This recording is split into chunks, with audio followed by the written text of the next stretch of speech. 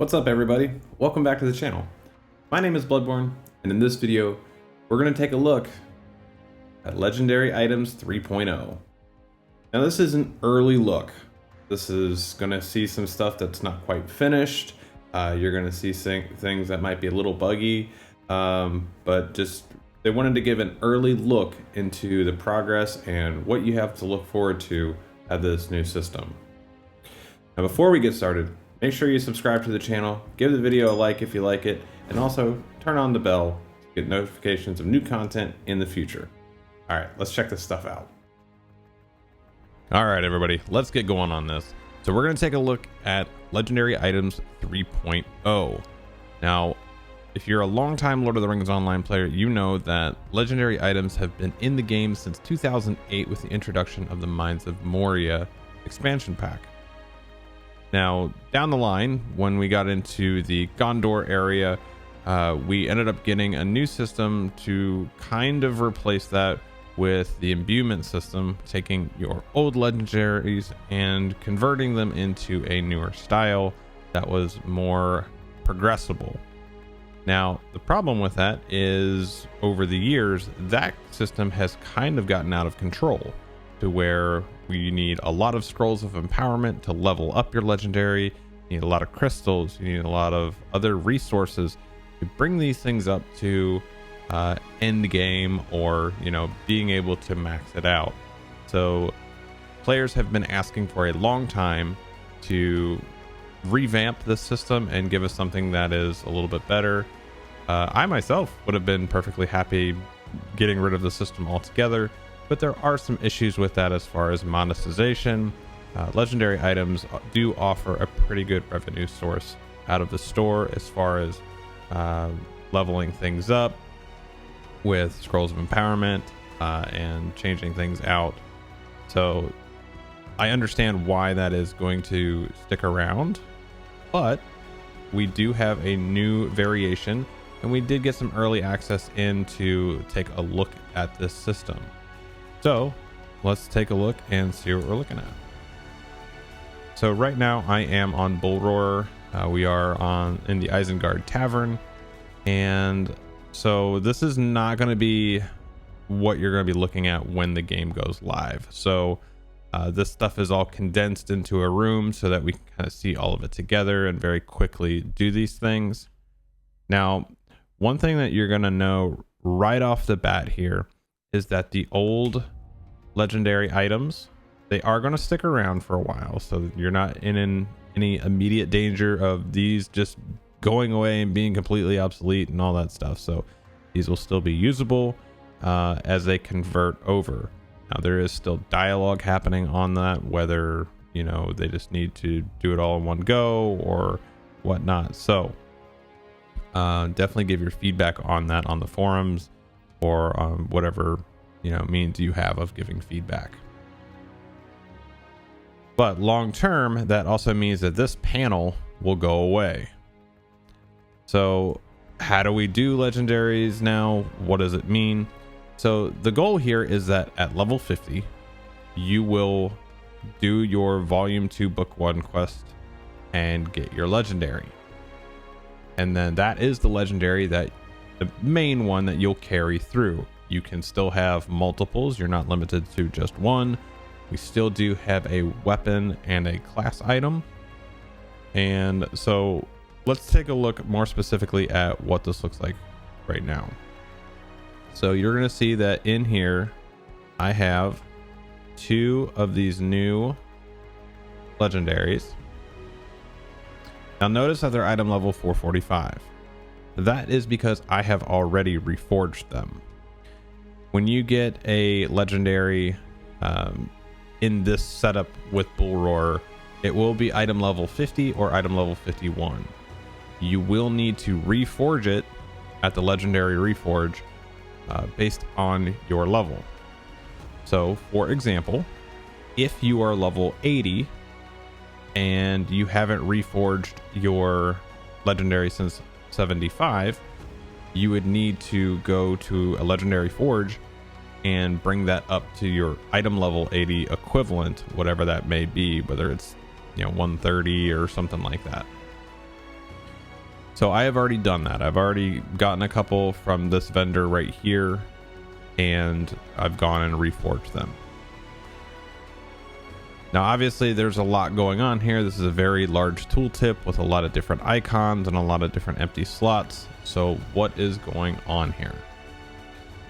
So, and you're going to see these bookcases here. We have a lot of these things called traceries. There's a lot of different traceries. Specifically, there's 4 different types, but there are a lot in them. This new system actually lets you customize a lot more than the old system in some degrees, and then is slightly more restrictive in other ways. Now let me explain that. So you can kind of see there's the 4 different icons on these legendaries. The top one is your heraldic tracery, and you get 1 of those per item, and they are not unique, so you can put the same one in both legendaries. Now if you notice the next one, kind of the pentagon, there are 2 on the weapon and 3 on the class item. These are going to be your word of power traceries. The next one down, you'll notice that there are 6 on each, and that is your class specific. Those are your mastery traceries or your class traceries. And then lastly, you'll notice the triangle icon down at the bottom, which you have 3 of each, and those are your word of craft traceries. So now let's take a look at what these traceries do. The heraldic traceries, and again, this right here is just a very condensed view of this. You're not going to just have a library of these when the game launches. There's going to be different ways of acquiring them, which we don't have a ton of information on just yet. But what we're going to do with my champion here, since he's level 130, is I want to make some legendaries that are roughly equivalent to the existing ones. So in this case, I'm going to come down to the legendary page.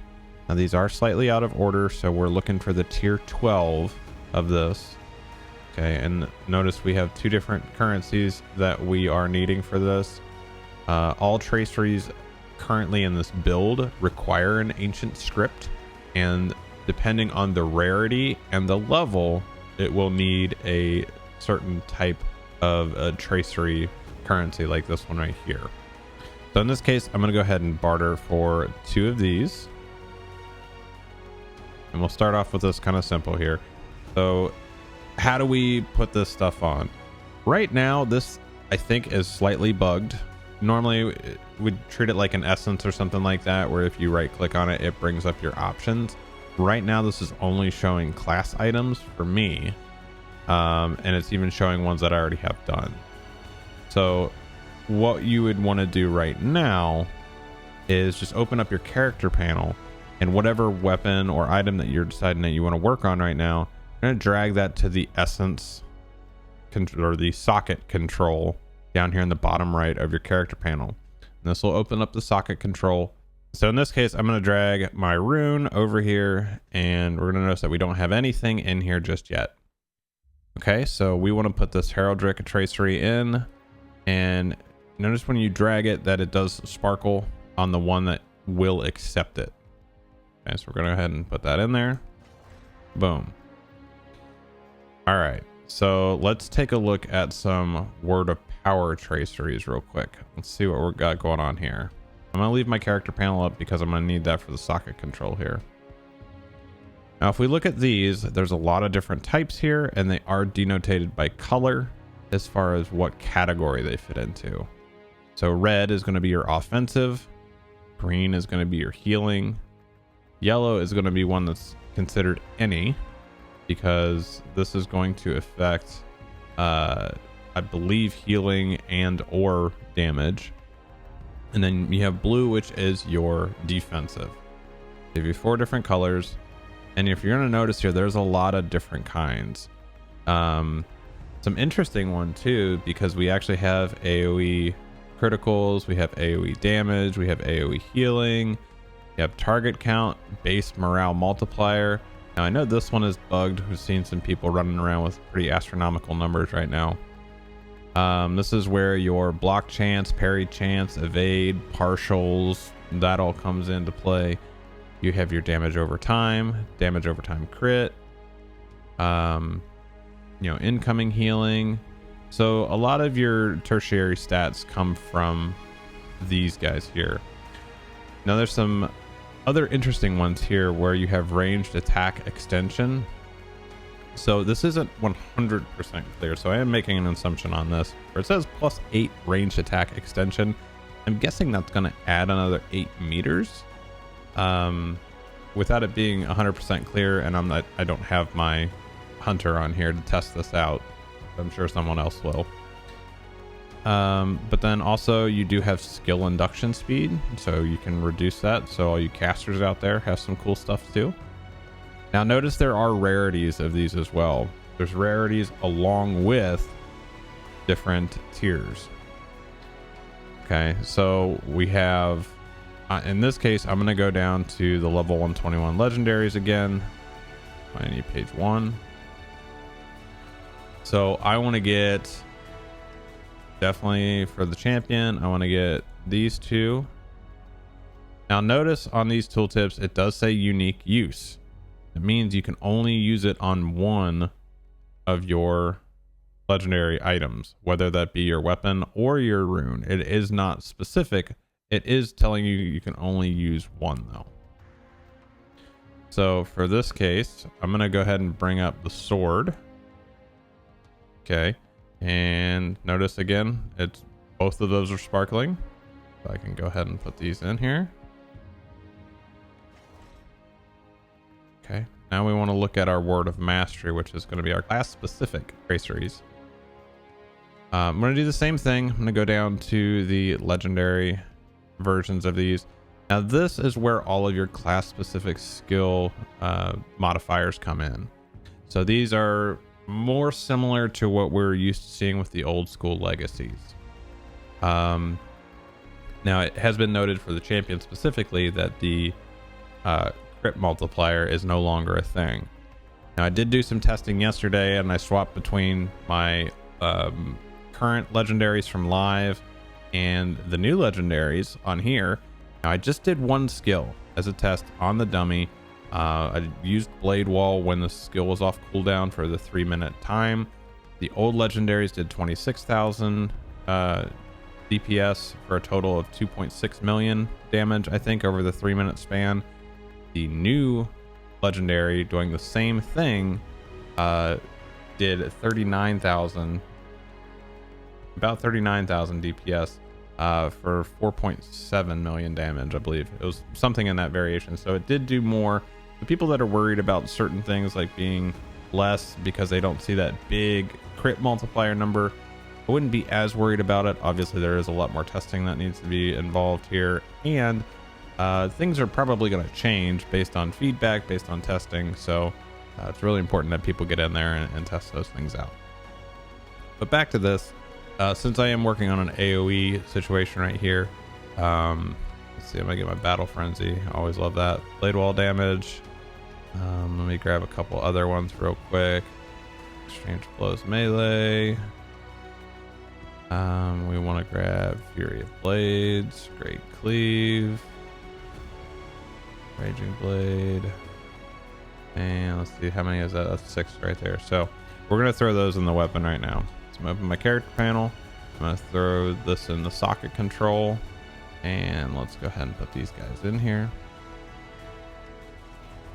Now I know one concern that people already had was about seeing the unslot for mithril.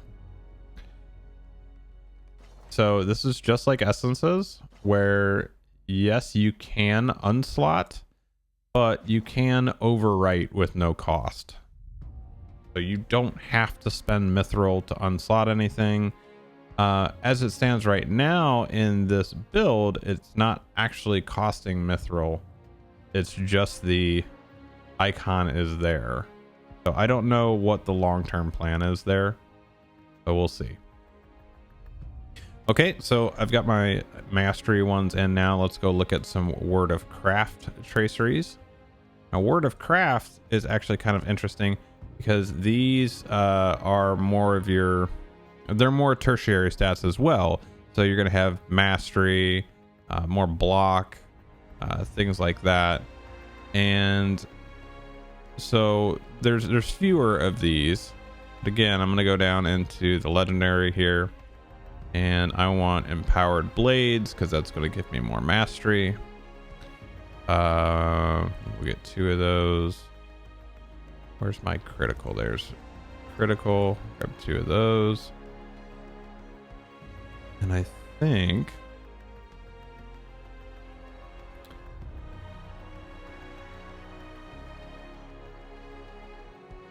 we'll grab some willpower because that is actually tactical mitigation. So I'll grab a couple of those. All right. Bring up the character panel. Go to socket control. And then we're going to go into... I can only put 2 in right now anyway, so that works out. And now notice my mastery is way over cap now. What this will allow me to do is reconfigure my essences over here in my armor. That way I can, go in a different route with that. Now notice this last word of craft right here is actually locked. That will be how you progress. So when we get up into, Gundabad and we start leveling and you reforge, this last word of craft will become available. We also don't know what the long term is on how many sockets they're planning on having, expanding to, things like that. So we'll have to see what that is in the long term. But now we actually have our 2 completed legendary items, and I know that these tooltips look crazy long, but you do have quite a bit of customization here, and I think it's actually a good thing.